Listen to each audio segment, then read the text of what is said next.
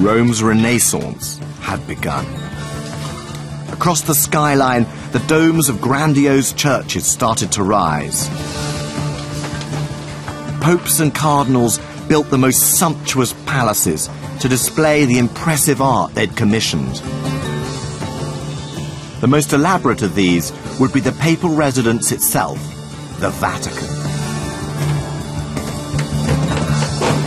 It was an astonishing endeavour that brought together the highest and lowest of human appetites. Spirituality and art vied with power, lust and greed. It took the patronage of many popes, the work of the greatest artists that have ever lived, and incalculable sums of money. The ambition was boundless, the vision splendid. The popes would stop at nothing to make Rome the most holy city on earth. A new Jerusalem. But the men leading the mission would be far from saintly.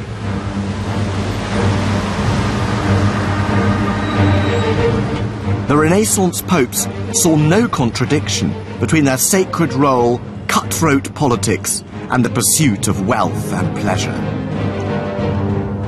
There was one pope who personifies this merciless magnificence like no other.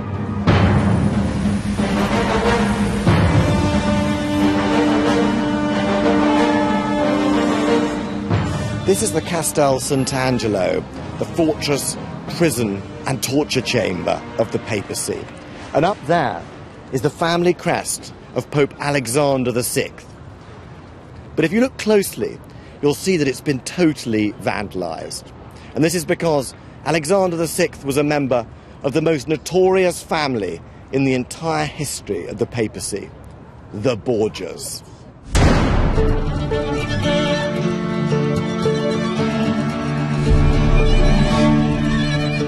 The Borgia Pope was the nephew of the Spanish Pope Calixtus III, who raised him to cardinal. A brilliantly cunning and effective politician.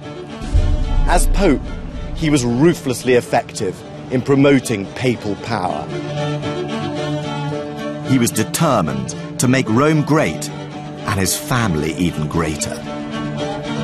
His son, Cesare Borgia, was a bishop at 16, a cardinal at 18, but he probably murdered his own brother, whose death enabled him to resign from the church and become papal commander-in-chief, conquering new territories for the family.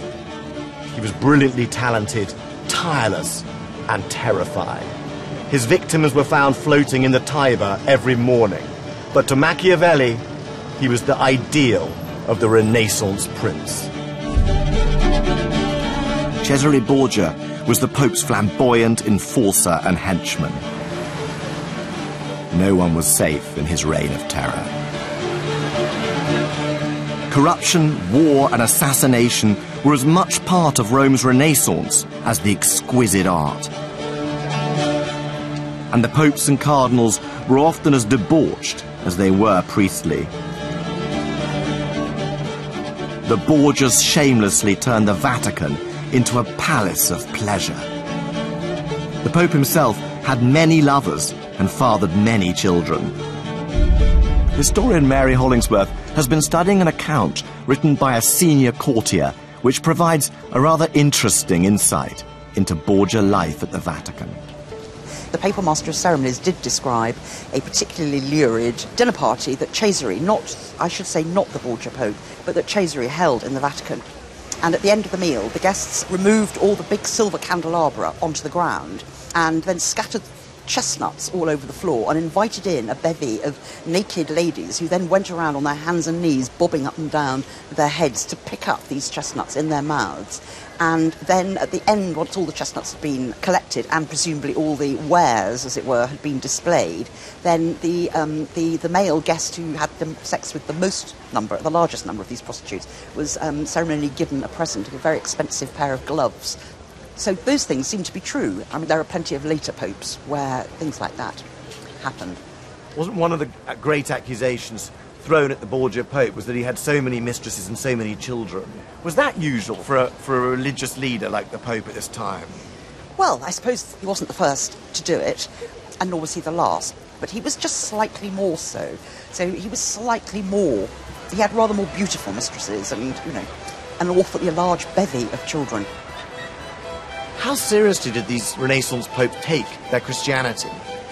Well, I think they personally think they took it very seriously. I mean, just because they're extravagant, it's not that they're not religious. It's not either or. It's a different way of doing things. The Renaissance had attracted many more pilgrims to Rome, and they brought in massive new revenues, but they were soon spent, and the church needed much, much more. And so in the early 16th century, the popes began exploiting a uniquely papal practice to raise more money. Can I have this, please? How much is it? 20 euro. The selling of indulgences. Okay, cool. The practice had been around since the 6th century. It was simple. People would pay to have their sins forgiven. And it raised so much money that they had an even brighter idea. People would pay for sins they hadn't even committed yet. 25, sir. 25 pounds. There we are. The papacy had turned sin into a business. This abuse, taking place in the heart of God's city, outraged many Christians. For years, the Renaissance popes had thrived through decadence and corruption. But the selling of indulgences would prove one step too far.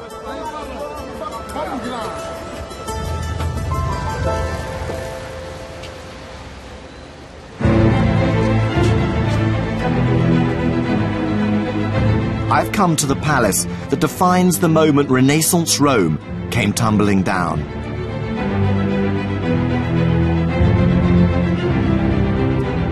The Villa Farnesina was known as the Villa of Pleasure and was frequently visited by Julius's successor, Leo X.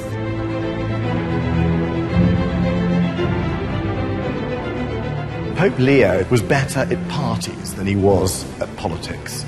God has given us the papacy, he said, so let us enjoy it. And enjoy it he did. He was a member of the Medici banking family, but in 1 year he squandered the entire savings of the papacy on pleasures, on art, and on gambling. His reign marks the delicious climax of the debauchery of the Renaissance papacy.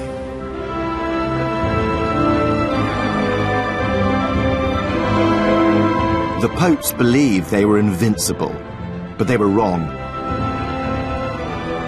Their decadent version of Christianity did not go unnoticed by Christians outside of Rome. And the Renaissance was about to reach an explosive finale. One German monk visiting Rome was particularly outraged. His name was Martin Luther. Everything that the Renaissance popes valued and nurtured for Rome, Luther loathed. Sexual pleasure, the beauty of the human body, the admiration for pagan art.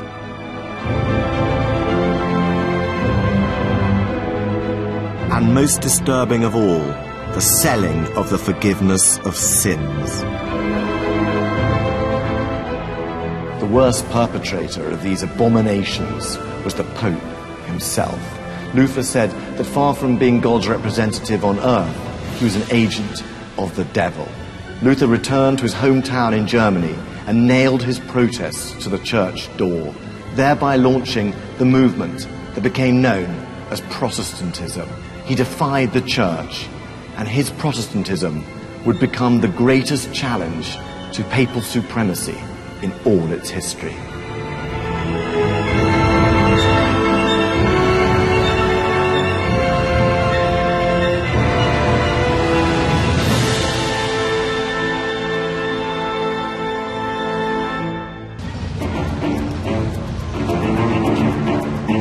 As Protestantism spread, the papacy resolved to fight it on every level, from the world of art to the battlefield. In 1539, the Catholic Church created a new militant wing.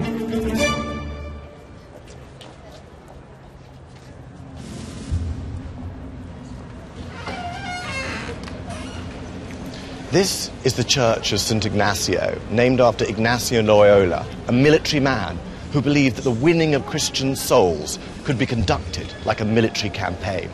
So he founded the Society of Jesus, the Jesuits. And a look at this astonishing ceiling tells you all you need to know about the passionate energy of the Jesuit mission.